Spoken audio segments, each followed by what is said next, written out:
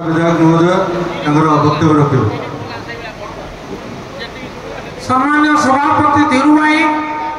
आज आंदोलन सभापति एवं ये आंदोलन में सामिल नेतृत्व सहयोग कर सदिच्छा बढ़ा मंचासीन समस्त नेतृमंडली आम पड़ोसी विधायक सम्मान्य श्रीयुक्त अरविंद बाबू एवं उपस्थित मोर केन्द्रापड़ा समस्त विजु जनता दल भाई माने भौणी माने एवं केन्द्रापड़ार प्रिय मोर शुभेच्छु सहयोगी बंधु आपण को धन्यवाद पुनर्बार दूसरी आज आप संकल्प नहीं विजु जनता दल स्वर मिलते एवं प्रतिवाद आंदोलन को सफल कर जानते उपकूल ओडिशा केवल केन्द्रापड़ा एकमात्र जिला जो जिले में मेडिकल कॉलेज नहीं कि मेडिकल कॉलेज परिवार घोषणा है बालेश्वर मेडिकल कॉलेज अच्छी भद्रक में घोषणा है जाजपुर अच्छी जगतसिंहपुर घोषणा है कटक तो आवाहन कालू अच्छी आम पुरी जिले अच्छी खोर्धा जिले अच्छी गंजाम जिले अच्छी केन्द्रापड़ा को नियार बतेजे केन्द्रापड़ावासी क्षमा देवे ये अवहेला चरम अवहेला ये अविचार अविचार प्रतिवाद जिलापाल ऑफिस के मुंड प्रति अविचार को सही नवा बिजेडी धर्म में लोकों को पाई बिजेडी एवं लोकों को पाई लड़ाई करवा सिद्धांत होती बिजेडी से वर्षा अच्छी कि वर्षा पड़ुचे सत्वे आपण मोर भाषा नहीं आपको कृतज्ञता करने गोटे थर कष्ट बिके किंतु जिला कर्तव्य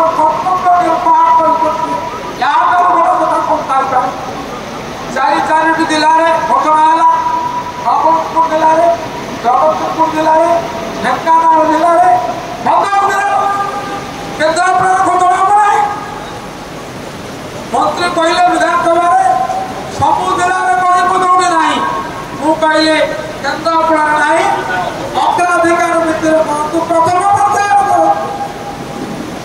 उत्तर रखिले ना पांच थर विधानसभा प्रश्न कर शुणी कहले आम कमिटी कमिटी सुपारिश किंतु कमिटी सुपारिश किसी करना कमिटी केवे गठन चारि चारिटा जिले में जदि प्रतिशोध आम विरोध करना आम कहूँ केन्द्रापड़ा कर 11 वर्ष धरी केन्द्रापड़ा राजनैतिक दल कहते नागरिक समाज कहते ये कौन तार फल ये कौन केन्द्रापड़ा प्रति उचित विचार ये केन्द्रापड़ा अस्मितार प्रसंग में आम पछक रही आम तो न्याय करते से मु आज स्पष्ट करदे चाहे ये आरंभ मात्र ये शेष नुहे ये शेष आरंभ आंदोलन तीव्र हम शांतिपूर्ण आंदोलन आम कर सरकार इस्तीफा देवु मुख्यमंत्री को इस्तीफा देवु मुख्यमंत्री अविचार विरुद्ध प्रतिवाद कर सरकार बुझंतु केन्द्रापड़ा अपरिहार्य आवश्यकता हो पड़ी केन्द्रापड़ा समस्या बुझंतु बिजेडी दाबी को सम्मान दिंतु केन्द्रापड़ा वासी को आकांक्षा को सम्मान दिंतु काल विलंब कर घोषणा करूँ केन्द्रापड़ा मेडिकल हम गतकाली शुणिले गोटे सभार मानव मंत्री कहले केन्द्रापड़ा हम कौन दया कर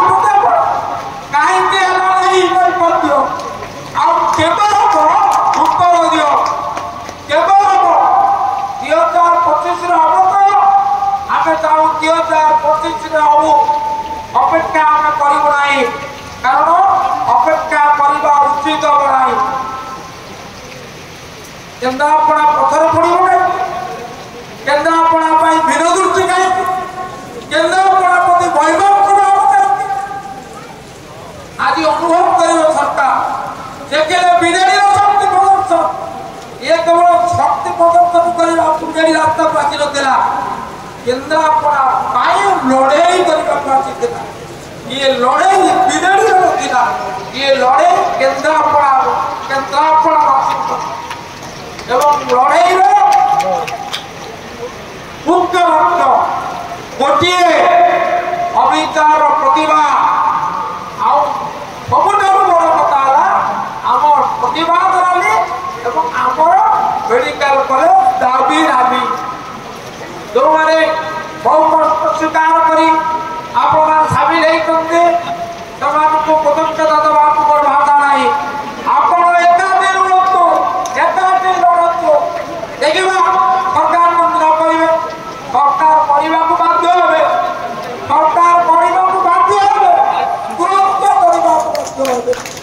ଲଢ଼େଇ ତାର ବିଜୟ ତାର। ବିନା ଲଢ଼େଇରେ ଚୁପ୍ ରହି ବସିଲେ କେହି ଆପଣଙ୍କ କଥା ଶୁଣିବେ ନାହିଁ। ଆଜି ଆସିଲେ ପ୍ରସ୍ତୁତ ଥାନ୍ତୁ, ପୁନର୍ବାର ଆସିବେ। ଯେ ପର୍ଯ୍ୟନ୍ତ ଦାବି ପୂରଣ ନ ହେଇଛି ଲଢ଼େଇ ଚାଲିବ, ଲଢ଼େଇ ବ୍ୟାପକ ହେବ। ଆନ୍ଦୋଳନ ଧନ୍ୟବାଦ ଦେବେ ଦୁଇ ବିଧାୟକ ବନ୍ଧୁଙ୍କୁ, ସମ୍ମାନୀୟ ଦେବ ଭାଇ।